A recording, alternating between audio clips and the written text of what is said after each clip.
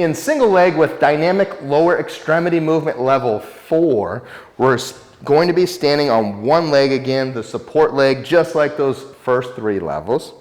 And this time we're only going into the posterior medial direction. So basically behind you and towards the middle. Now let's break this down in detail. First of all, we're doing this exercise now on a foam pad. It can be simply an exercise mat, which we're showing you here.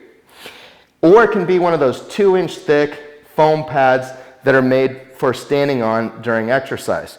Whatever you're using, you want a foam pad type of material with about 2 inches of thickness.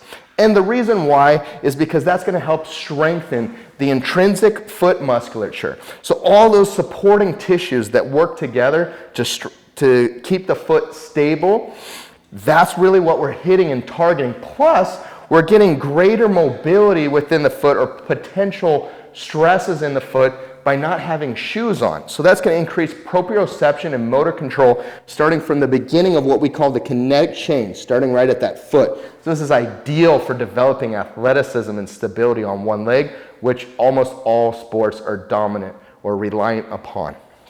Let's continue going back into that motion. So 20-degree bend in the knee. Let's bend a little more. Awesome.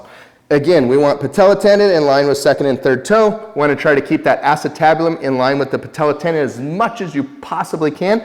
As you know, there's not going to be perfection between the acetabulum and the patella tendon, but you're going to get it as perfect, as much alignment here horizontally as you vertically rather, as much as you possibly can. So straight vertical line as close to it as you possibly can. You definitely don't want the femur rotating inside like this. You want to have it as aligned as possible, like this here. Perfect, Matt. Then, very important, when we go into that posterior medial direction, you got to fight to keep that pelvis from anteriorly tilting and corkscrewing. So let's show an improper rep, Matt. Let's just reach and really, yeah, so this is typically what most people are going to do if you're not really thinking about how to control your pelvis. You're going to corkscrew, so the spinning motion in the pelvis, and the pelvis is going to start to tilt forward too much. Not good, right? Because if you're doing that, go ahead and rest. If you're doing that, what happens is when you're going in that position, and then I'll come back into the position, the improper position. Okay, so now your body is learning, oh, when we're going to stabilize, we go to short position here in the tissue. We hyperextend the back and go to low, short length tension positions. And all these other modifications that are happening in the knee and the leg, yeah, even the knee starts to get locked out. So if that's the way you train your body, that's the way you're going to perform, okay? So what we need to do is keep that knee at a 20-degree bend, keep the pelvis neutral, and then go into the motion. Because now you have ideal stability, stability in the core for the limbs to execute power and execute force from a stable structure. Because the structure is being stable, the execution of power from the limb and therefore your performance is going to increase in a great multitude. Plus, you're drastically decreasing your risk for injury when you're keeping a biomechanically optimized alignment during exercise. Let's come back into the position one more time.